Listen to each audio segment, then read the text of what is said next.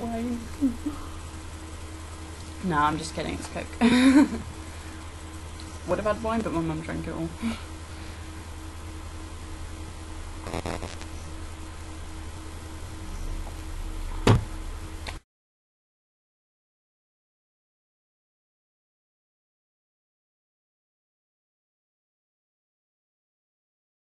I decided that the review I gave last time was a little too quick. So, but this time I'm only reviewing one of the games. So, yeah. The game I will be reviewing will be the one I played recently, so that'll be Dragon Age.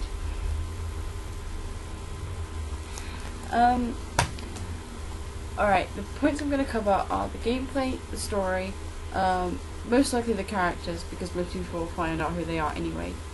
And also like wherever it's value for money.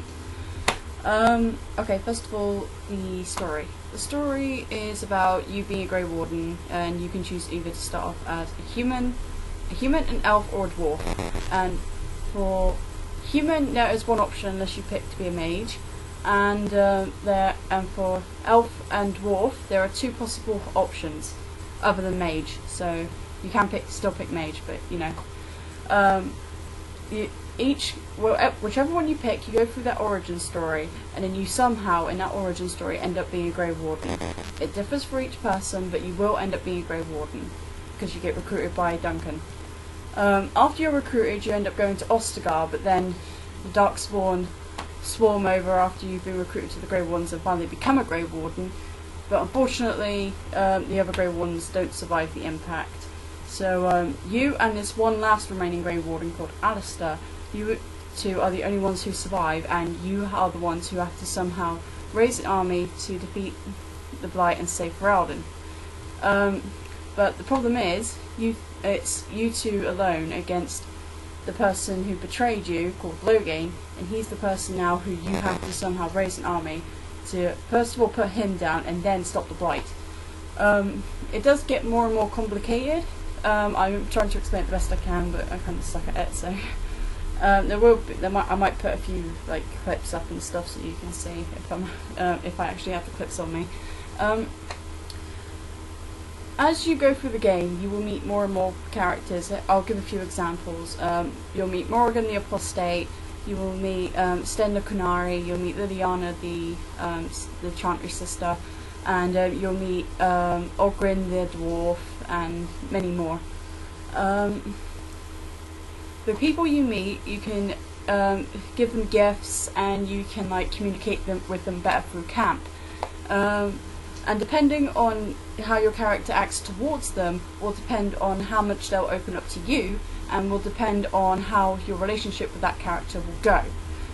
You can get relationships with 3 other characters depending on your sex. If you're a male, you can get with Morrigan the Apostate, you can get with Liliana the Chantry sister, and you can get with Zevran the elf. But if you're female, you can get with Alistair, Zevran, and Liliana. I'm afraid if you're male, you can't get with Alistair, and if you're female, you can't get with Morrigan. It doesn't work that way, but I know that on PC there might be a few little things that you can twist to somehow get a few things sorted. As you go through the game, you have to go and help each race individually, trying to sort out their own problems, so then they'll eventually help you, and then eventually you will raise the army to fight against the Blight. All in all, the first time round, the story does pull you in, I will admit, because I was totally intrigued by the story. For the first 48 hours I was playing it, I did actually play it for a full 48 hours in order to complete it. I had absolutely no sleep. That's how obsessed I was. I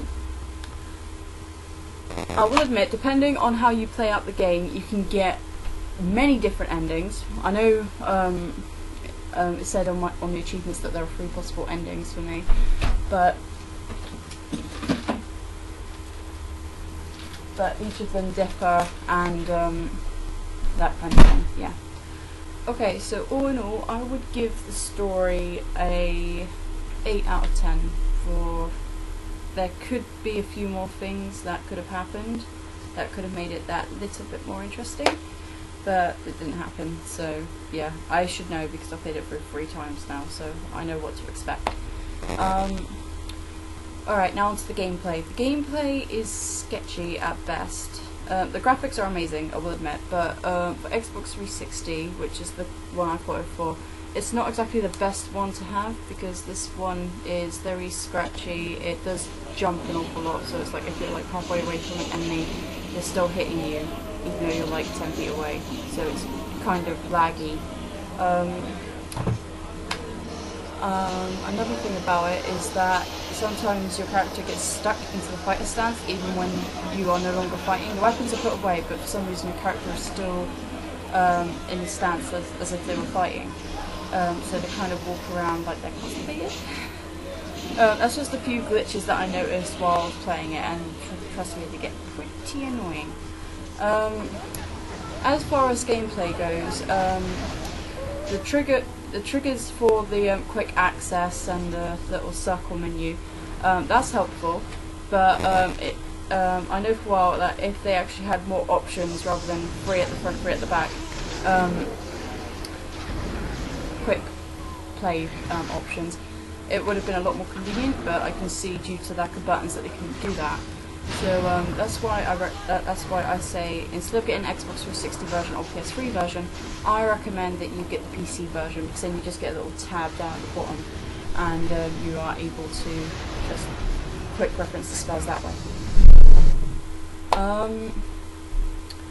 Gameplay, due to lagginess for Xbox 360, I would give it like a 6 or 7 out of 10.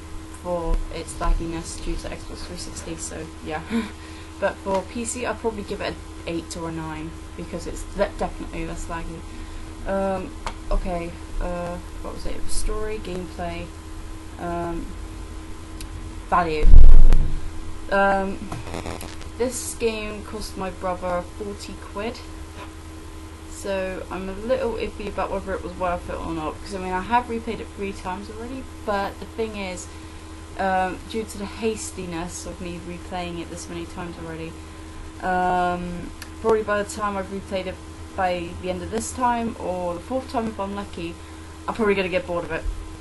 So if you are going to replay it, I recommend you space out rather than go smack, smack, smack like I have, because you will eventually just end up getting bored of it and just be like, oh man, that was a waste of 40 quid. No, do not do that. For US, I have no clue how much it costs, so I apologise there, but in the UK I know it's going for around 40 quid, but I know they've lowered the price because of the special edition that's now out. So I think it's going for around 35 quid now for here in the UK, and I think the special edition is still 40. So I think it is value for money as long as you space out the gameplay. And but the one thing I would say is that the downloadable content, kinda not worth it. Unless you're getting it through the code, then fair enough, it's worth it. But if you have to pay for it through Microsoft points, don't bother, because you will be wasting your Microsoft points. Because I mean, here's an example. The extra character you can possibly get up, that costs 1,200 Microsoft points. And I personally think that's a bit too much right there, so yeah, don't do that. Yeah, I would say definitely a buy though. Definitely a buy. If you can't buy it, I recommend you definitely rent it, at least for like 3 days, depending on how obsessed you will get with the game. If you get really obsessed with it, like me, you will complete it within like 48 hours. You should do. But that's like skipping all the side quests, skipping all the extra chantry stuff, and all that. But if you are just interested in the main parts of the story, you should complete it within 48 hours, minimum. So yeah, definitely I recommend buy, guys. So yeah, this is Rikumawa out. I hope this review has been helpful. If not, then I apologise and just give this like a low rating. So yeah, this is for the Noobtoob army challenge thing. So yeah, I hope you guys didn't get bored of this and just exit it. Okay. Yow!